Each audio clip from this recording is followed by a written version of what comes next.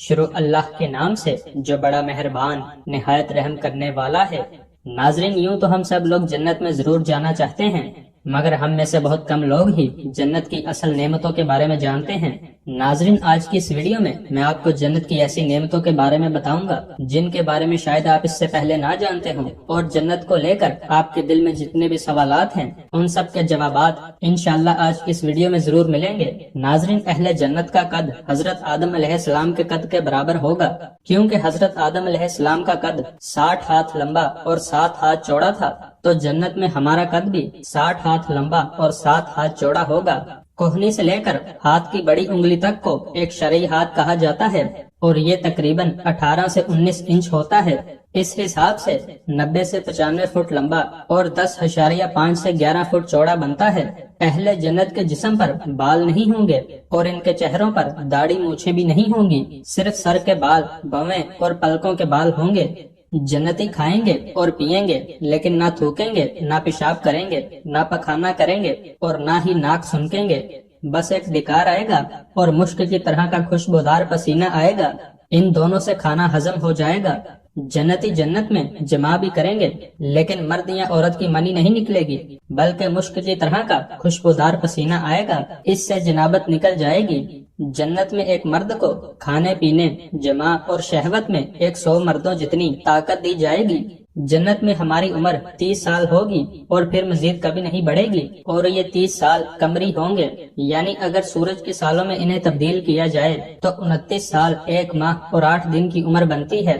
ناظرین، ایک حدیث کے مطابق قیامت کے دن سب لوگ 30 سال کے اٹھائے جائیں گے، اور پھر اگر کوئی اہل جنت ہوگا تو اس کو حضرت آدم علیہ السلام کا قد مبارک دیا جائے گا، اور حضرت یوسف علیہ السلام کا حسن دیا جائے گا، اور حضرت ایوب علیہ السلام کا دل دیا جائے گا، اور عمر 30 سال ہی رہے گی۔ اور اہل جہنم کی عمر بھی 30 سال ہی ہوگی، لیکن ان کا جسم پہاڑ جتنا پھول جائے گا۔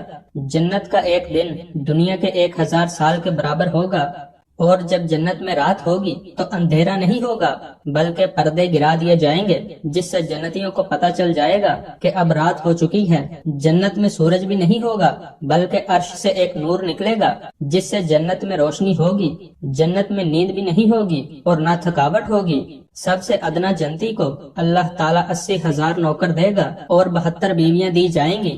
سب سے ادنا جنتی اپنی نعمتوں، باغات، تختوں اور بیویوں کو 1000 برس کی مسافت تک دیکھے گا، اور اللہ کے نزدیک سب سے زیادہ اکرام والا وہ ہوگا جو صبح شام اللہ تعالیٰ کے چہرے کی طرف دیکھے گا۔ ناظرین، ایک اور حدیث کا مفہوم ہے کہ اگر جنت کی حور زمین کی طرف جھانکے تو جنت سے زمین تک ہر چیز روشن ہو جائے گی، یعنی 7 آسمان بھی روشن ہو جائیں گے اور زمین بھی۔ ایک حدیث میں آتا ہے کہ دنیا کی ایمان والی عورت اس جنت کی حور سے، جس کا میں نے ابھی ذکر کیا ہے، اس حور سے 70,000 گنا زیادہ خوبصورت ہوگی۔ ناظرین، جنت کی لڑکی کے سر کے بال سر سے چلتے ہیں اور پاؤں کی ایڑی تک آتے ہیں، یعنی جنت کی لڑکی کا قد 90 فٹ ہے تو اس کے بال بھی 90 فٹ کے ہوں گے۔ جنت کی حور جب اپنے شوہر کی طرف ایک قدم رکھتی ہے تو اس ایک قدم میں 1,00,000 نخرہ اپنے شوہر کو دکھاتی ہے۔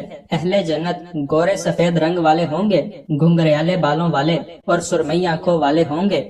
خلیفہ عبد الملک بن مروان بیت اللہ کا طواف کر رہا تھا کہ اس کی نظر ایک نوجوان پر پڑی جس کا چہرہ بہت پروکار تھا، مگر وہ لباس سے مسکین لگ رہا تھا۔ خلیفہ عبد الملک نے پوچھا، یہ نوجوان کون ہے؟ تو اسے بتایا گیا کہ اس نوجوان کا نام سالم ہے، اور یہ سیدنا عبداللہ بن عمر رضی اللہ عنہ کا بیٹا اور سیدنا عمر بن خطاب رضی اللہ عنہ کا پوتا ہے۔ خلیفہ عبد الملک کو دھچکا لگا اور اس نے اس نوجوان کو بلایا۔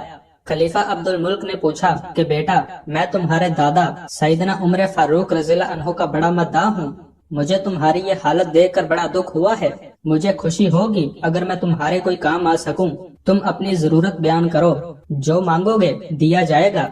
نوجوان نے جواب دیا، اے امیر المومنین، میں اس وقت اللہ کے گھر بیت اللہ میں ہوں اور مجھے شرم آتی ہے کہ میں اللہ کے گھر میں بیٹھ کر کسی اور سے کچھ مانگوں۔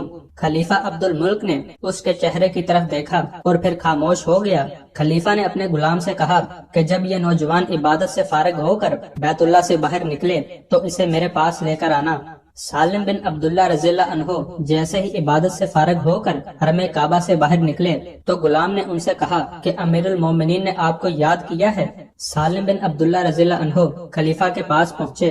خلیفہ عبد الملک نے کہا، نوجوان، اب تو تم بیت اللہ میں نہیں ہو، اب اپنی حاجت بیان کرو، میرا دل چاہتا ہے کہ میں تمہاری کچھ مدد کروں۔